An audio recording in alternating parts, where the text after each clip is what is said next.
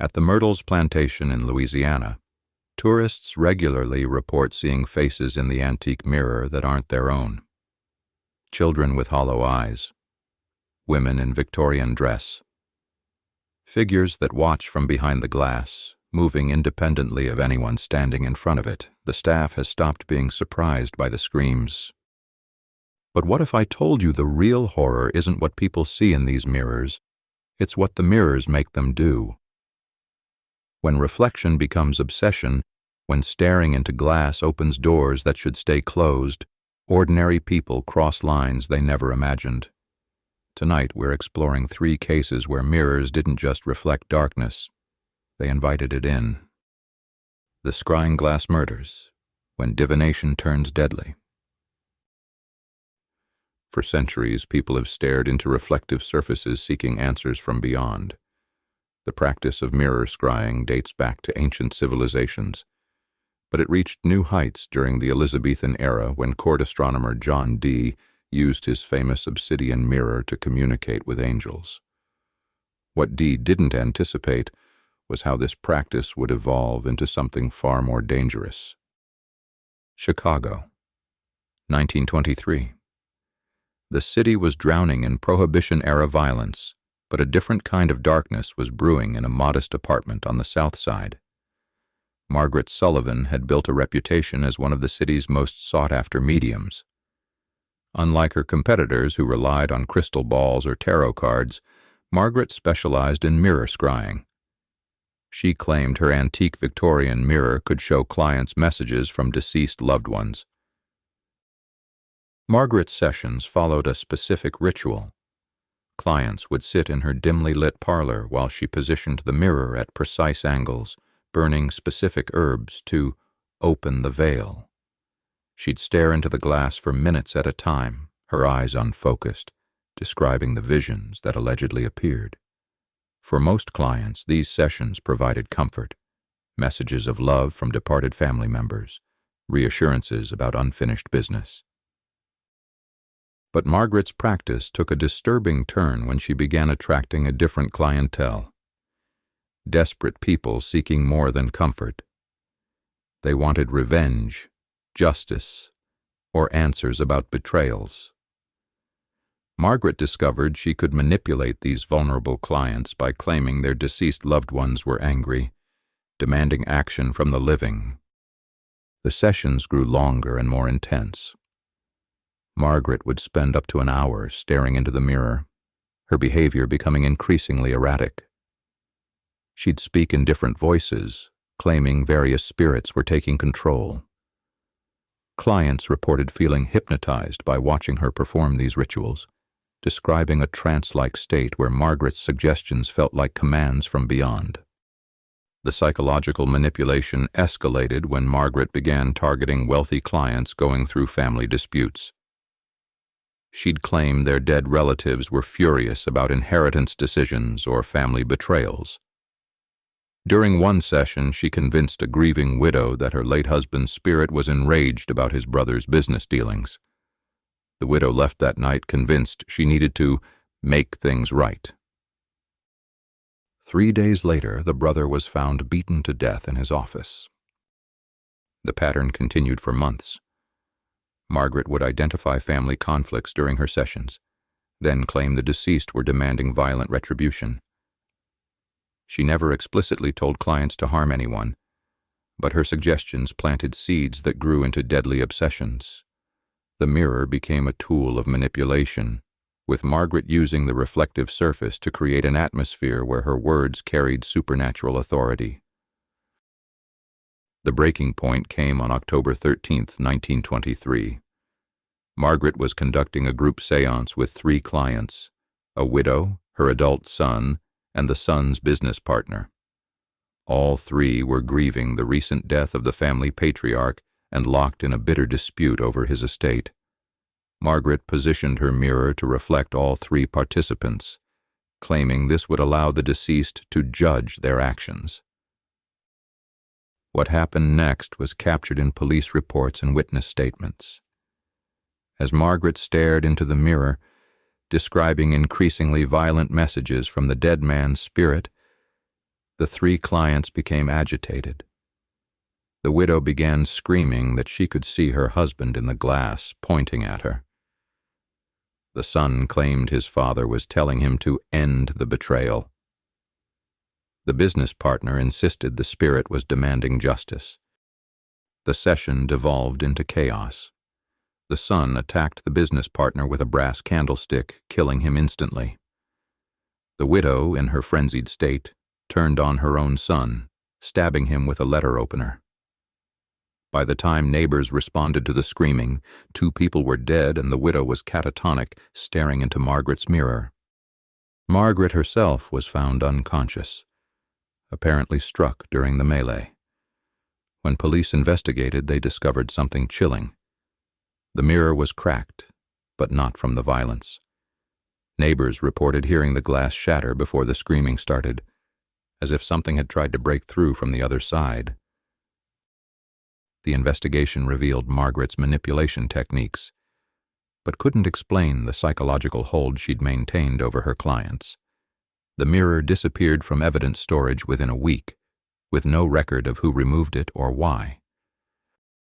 The Bloody Mary legend seems harmless enough, a childhood dare involving bathroom mirrors and candlelight. But the psychological mechanisms behind this ritual create something far more dangerous than most people realize. The practice combines prolonged mirror gazing, sensory deprivation, and ritualistic repetition, a perfect storm for inducing altered states of consciousness. The legend's origins trace back to European folklore about Queen Mary the Fern of England, known as Bloody Mary for her persecution of Protestants. Over centuries, the story evolved into a divination ritual where young women would stare into mirrors by candlelight, hoping to glimpse their future husbands. The modern version transformed this romantic ritual into something darker, a dare to summon a vengeful spirit. What makes Bloody Mary particularly dangerous isn't supernatural intervention, but the psychological effects of the ritual itself. Staring into a mirror in dim lighting for extended periods triggers a phenomenon called strange face illusion. The brain, deprived of clear visual input, begins generating its own images. Participants often see their faces morphing, aging, or transforming into something unrecognizable. This psychological vulnerability became tragically apparent in Salem, Oregon, during the summer of 1978. 12-year-old Karen Matthews had always been fascinated by ghost stories, but her interest took an obsessive turn after learning about Bloody Mary from older kids at summer camp. What started as occasional experimentation quickly escalated into nightly rituals that consumed hours of her time. Karen's parents initially dismissed her behavior as a phase. She'd lock herself in the bathroom after dinner, lighting candles and staring into the mirror while chanting the traditional incantation. Her younger sister, Emma, only 8 years old, would often hear Karen talking to someone through the bathroom door, though no one else was inside. The sessions grew longer and more intense throughout the summer.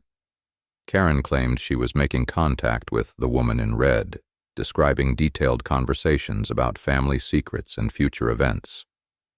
Her personality began shifting dramatically. The cheerful, outgoing girl became withdrawn and secretive, speaking in whispers and avoiding eye contact with family members. Karen's parents became concerned when she started displaying knowledge she shouldn't have possessed. Details about neighbors' private lives, information about family financial troubles that had been kept from the children. When confronted, Karen insisted the woman in red was telling her these things during their mirror sessions. The psychological pressure intensified when Karen began claiming the woman in red was angry about something in their house. She'd emerge from her bathroom rituals agitated and fearful, insisting that she was demanding action. Karen became convinced that her younger sister Emma was somehow blocking her communication with the spirit, that Emma's presence in the house was making the woman in red furious. On August 23, 1978, Karen's obsession reached a breaking point. After spending nearly 3 hours in the bathroom that evening, she emerged in a dissociative state. Her parents found her standing over Emma's bed with a pair of scissors, claiming the woman in red had told her to remove the interference. Only their father's quick intervention prevented a tragedy. The psychiatric evaluation that followed revealed the extent of Karen's psychological deterioration. Dr. Sarah Chen, the child psychiatrist assigned to the case, documented classic symptoms of dissociative episodes triggered by prolonged mirror exposure. Karen had essentially hypnotized herself into a state where her own subconscious thoughts appeared as external commands from a supernatural entity. Dr. Chen's research into similar cases uncovered a disturbing pattern across the country.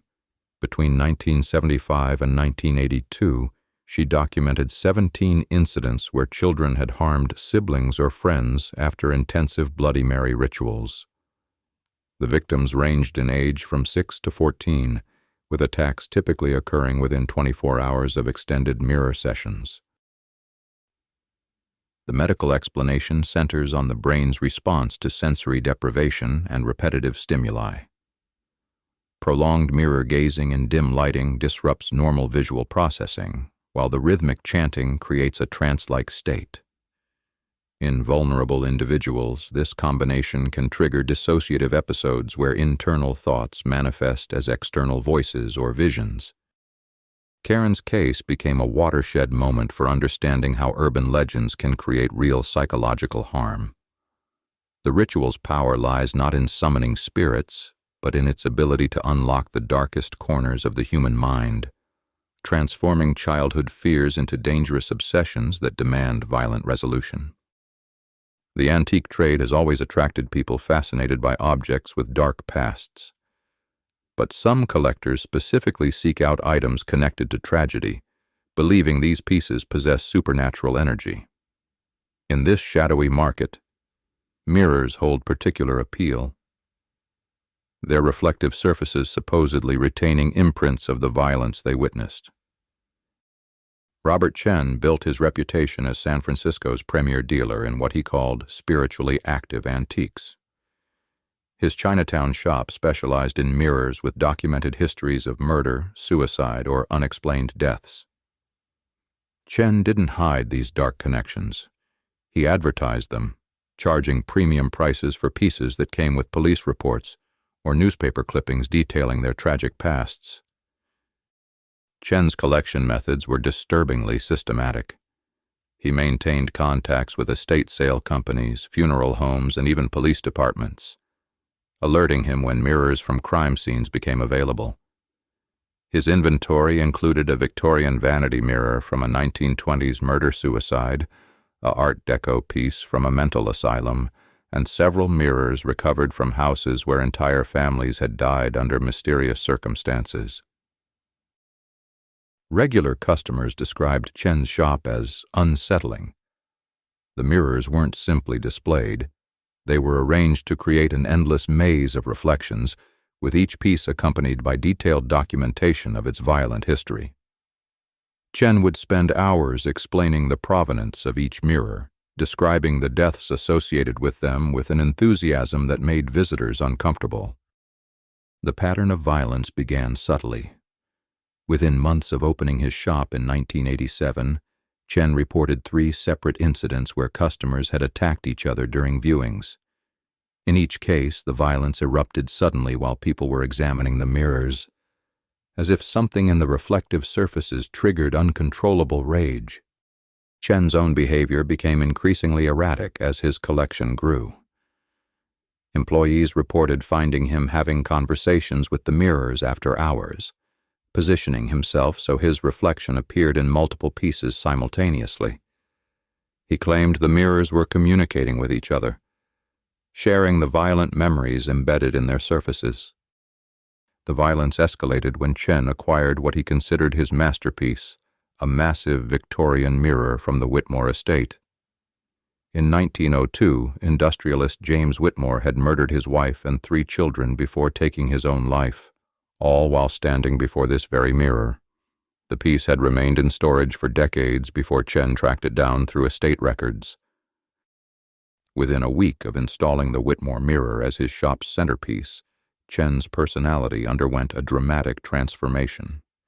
The previously gregarious dealer became paranoid and aggressive, accusing customers of trying to steal the mirror's stored energy. He began refusing sales, claiming the mirrors had told him certain people weren't worthy of ownership. On November 15, 1991, neighbors called police after hearing screaming from Chen's shop. They found him dead in front of the Whitmore mirror, apparently having beaten himself to death with a brass candlestick, the same type of weapon James Whitmore had used on his family nearly a century earlier. The mirror showed no signs of damage, but witnesses reported seeing multiple reflections of Chen in its surface, as if the glass was showing different moments of his final struggle. The investigation took a disturbing turn when Chen's estate was distributed to 3 relatives who had expressed interest in his collection. His nephew Michael inherited 5 mirrors and died in a car accident within 2 months, apparently swerving to avoid something only he could see. Chen's sister Patricia received 7 pieces and was found dead in her bathroom 3 weeks later, surrounded by the mirrors she'd arranged in a circle around her bathtub. The final inheritor, Chen's business partner David Kim, lasted 6 months before police found him in his apartment, having apparently tried to destroy the mirrors he'd inherited. The glass was shattered, but Kim had died from cuts that seemed to come from inside the mirrors rather than from breaking them. Police investigation revealed that every mirror in Chen's collection had documented connections to violent deaths spanning over a century. The psychological impact of surrounding oneself with objects tied to human suffering had created an environment where violence became inevitable, whether through suggestion, obsession, or something darker that defied explanation. These stories share a disturbing truth. Mirrors don't create evil. They amplify what's already there. Margaret Sullivan's manipulation, Karen's dissociative episodes, Robert Chen's obsession, all were human failings magnified by reflective surfaces that seem to whisper back our darkest thoughts. The real horror isn't supernatural. It's the realization that we're capable of terrible things when we stare too long into our own reflections, when we invite darkness to stare back. Share your own mirror experiences in the comments below, and subscribe for more explorations into the objects that reflect humanity's shadow.